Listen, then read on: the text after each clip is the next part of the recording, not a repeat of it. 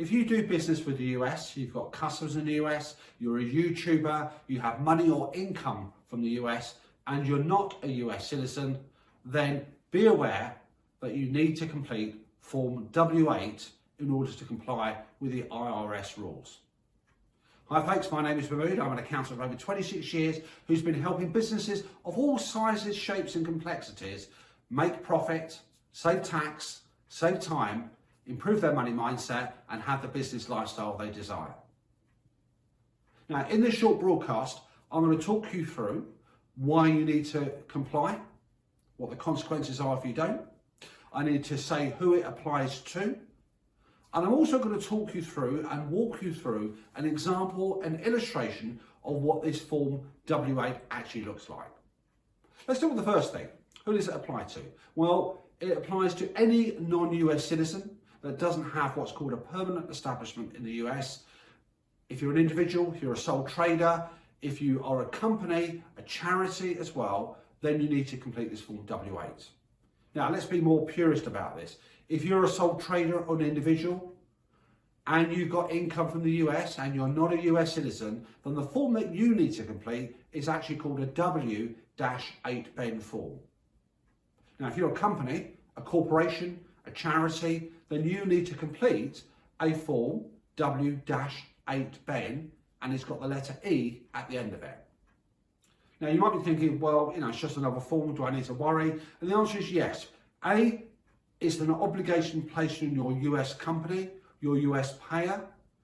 They have to complete that. But more importantly, if that form is not completed and submitted, then you can lose up to 30% of that income by what's called US withholding tax. Number two, if you are a YouTuber, there is a strict deadline by 31st of May that YouTube expects you to complete the requisite form and the details, otherwise they will impose withholding tax. Come with me folks, and I'm just going to talk you through the form that an individual or a sole trader will have to complete.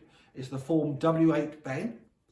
Next week, I'm going to go through the equivalent form for a company, a non-individual entity, what they have to complete. But the principles on which it's based are fundamentally the same.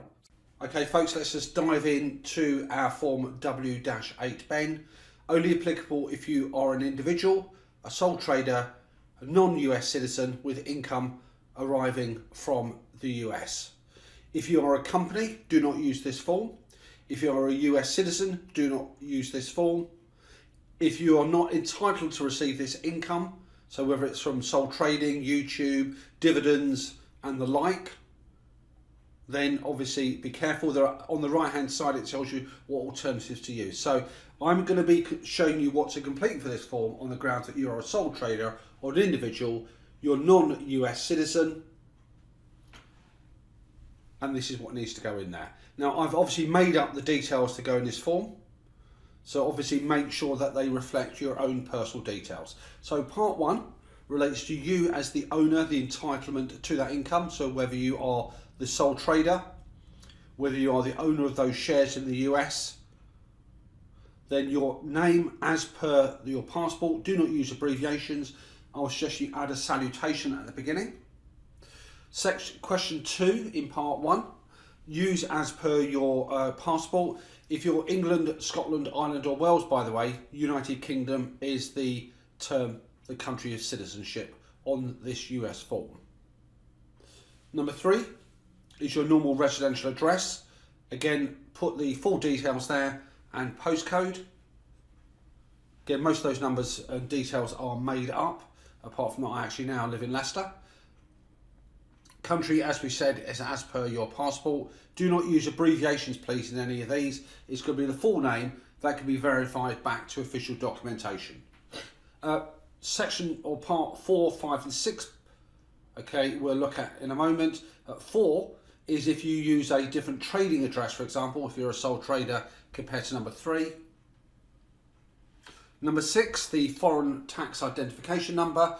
Now, in the UK, our tax identification number is either the national insurance number or the UTR. And I would suggest if you're not a sole trader and you've got income from the US and you're not a US citizen, then put your national insurance number down. If you are a sole trader who's got clients in the US, then I would suggest you put your UTR in. One of those two is perfectly fine, but I would say national insurance number for non-self-employed and 10 UTR tax digit reference for your self-employed income. Reference number 7, by the way, I've not pre-populated, but if you happen to be a shareholder who's got shares and investments in the US, pensions in the US, and it's held by a stockbroker, your managing agent, they will normally get the form to submit on your behalf, and that will be the reference number that you have with them.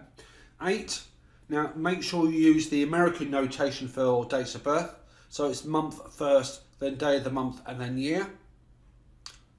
Quite easy, quite common to actually slip into that UK format, but you must use the US format. If we then go on to the latter part of the form, part 3. Now, what we have is the UK and the US have what's called a tax treaty between themselves. And it's not just the US and the UK, by the way. The UK has tax treaties with many countries around the world, as does the US and all other countries. And what they fundamentally say is, okay, if you've got income arising in our country and you're not a citizen of our country, let's have a chat and let's agree how that income is going to be dealt with. Now, in particular reference to this form here, extracting from the US treaty with the UK, which we do have one, number 9, saying that you are tax resident. In this case, I'm assuming that we are United Kingdom resident. Now, when it comes to question 10, you have to tell them which type of income that you're referring to that you want exemption from. And when I say exemption, you do not want them to levy a withholding tax. You want to receive that income yourself, account for it on your UK tax return, and deal with it accordingly. Now, the reference here, the articles, I've just used 2 examples, the most common ones that I come across. So this is if you've got income from self-employment, so you've got customers in the States, you provide services to them, then those come under what's called Article 7. And Article 7 of the US-UK tax treaty refers to business profits. Article 12 of the UK-US tax treaty refers to royalties. Again, there are other types of income that you may have, like dividends, interest, rental property income, you may have capital gains. They will have different article numbers. So again, either read the tax treaty, speak to your accountant advisor, or arrange a time with us and we can go through that with you. But make sure you quote specifically the articles they refer to. Business profits, Article 7, royalties, Article 12 are the most common ones. If you happen to be filling in the YouTube form, by the way, the structure of the form will be slightly different because you'll be guided through a different way, but it will all produce this form at the end of it. And again, they will guide you whether your income comes from AdSense, Google, or the like.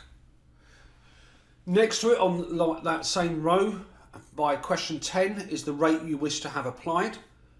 And the assumption being that if you're UK taxpayer, you wish to have that taxed in the UK, therefore you want a 0% withholding rate applied.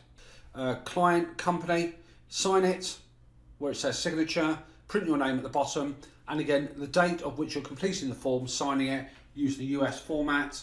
In the event that you are completing this form on somebody else's behalf, then obviously the last box in capacity in which you're acting is completed.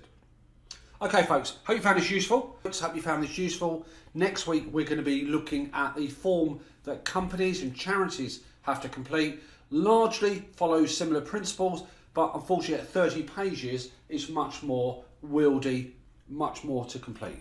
Again, if you've got any questions or comments, let me know accordingly. I'd love it if you guys could subscribe to the YouTube channel, keep in touch with what's going on. Apart from that, folks, have a great week. Any questions, feedback, comments, how you found it, let me know.